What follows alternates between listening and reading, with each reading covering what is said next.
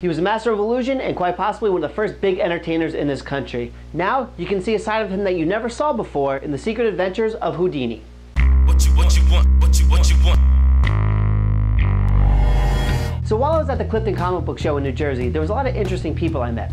You can check them out in the video I have over here, and also you can check out in the links down below.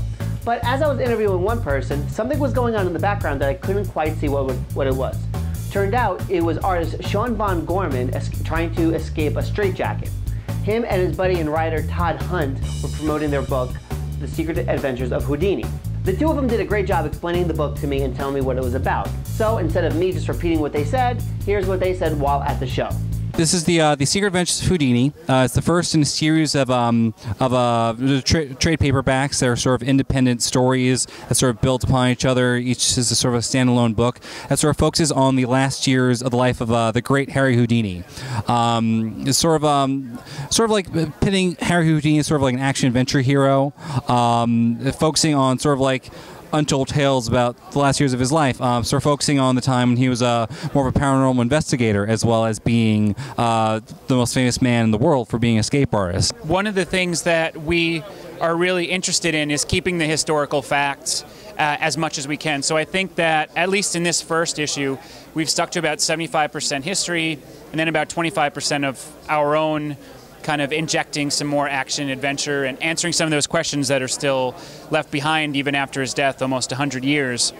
The thing that we really love is the second you say the word Houdini, in almost any country, the first word that comes into anyone's mind is magic. He's still the person whose name is synonymous with magic and mystery, so who better to take and kind of play with his story a little bit.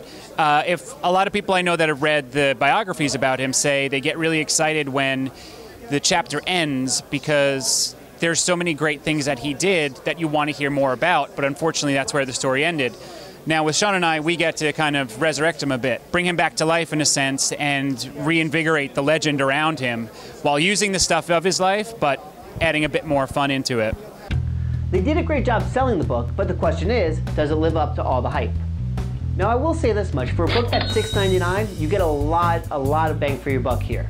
The first thing I want to point out is the cover art. The cover art, in my opinion, is beautiful, and it kind of symbolizes the book perfectly. You have Harry Houdini, which you've seen probably a million times, who is in an impossible position he can't escape, but this time he has people trying to reach up, trying to stab him, and look like they just want to kill him. All in the meantime, he has a smirk on his face, thinking to himself, these bastards are screwed when I get out of here. And like I said, it kind of sums up not only Harry Houdini, but what this book is about, and it's a great way to just start the adventure. The book starts off how everybody knows Harry Houdini, on a stage in front of a large crowd, trying to escape something that seems nearly impossible. But after that, you find out about the paranormal activities that Harry Houdini was involved in that nobody knew about. Houdini finds himself in these tough predicaments and uses his brute strength and his cunningness to be able to get out of these tough situations. Now when comics are set in the past, I can be a little bit of a stickler. In this case, The Secret Adventures of Houdini is about 80 to 100 years in the past. And when that happens, I just want the feel of the overall book to have a very nice, genuine flow, a nice consistency of the time period. And they do a really great job in that. At no point did I feel like I'm reading something that was written just a few years ago. In this case, the mannerisms, the way people were talking, and just the overflow of the book was just fantastic. It made you feel like you were really in that time period, and that's one of the great aspects of this book, besides the story itself. As I was saying before, it's nice having consistency, seeing as it's a timepiece. The black and white aspect of this book kind of helps with that flow. If you see some pictures from 100 years ago, they're not going to be in high definition or some kind of high quality glossy paper. No, they're going to be in black and white. And the black and white aspect of this book kind of helps with that feeling and kind of adds more to it. So it's kind of a win-win for everybody. Alright, so for the cons. When it comes to the cons of anything, usually it's about a writer, an artist, or somebody involved in the book. But in this case, it's going to be me, the reader. Now I know a decent amount of the Harry Houdini history to be able to get by in a conversation. Don't know everything though. So what I did was, after reading the book, I checked out Google, looked up a bunch of Harry Houdini resources, and kind of followed up on his history. What I should have done was check all that stuff out and then read the book. I know I would have enjoyed the book a lot more if I did it in that order, because I would have got more references and it just would have popped out more and just been more involved in the story. It would have been much better than having to go back and then realizing it. It's like someone having to explain a joke to you. It's just not as much fun as it would be the first time. Now, the other con I kind of have for this book is the fact that I wish Houdini was more of a MacGyver type character.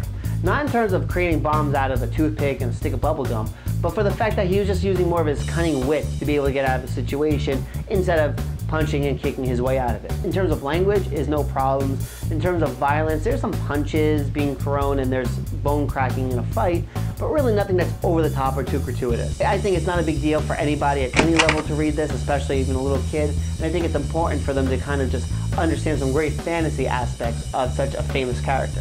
So that being said, I would easily say that this book is for all ages. All right, so bottom line, pick up the book. Do yourself a favor. For $6.99, you get a lot of great storytelling going on here.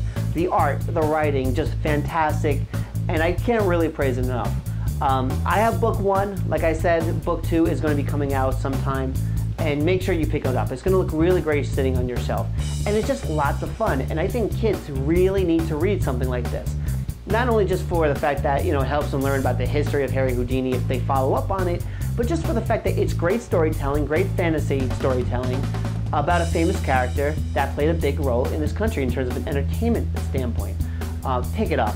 Go to the links. I'm going to have everything down below. It really is fantastic.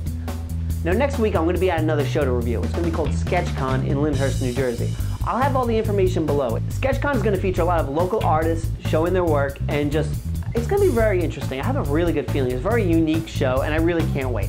So if you get a chance, please check out everything below. Subscribe, like if you have a chance. I would really appreciate it, and I will talk to you later. Bye-bye.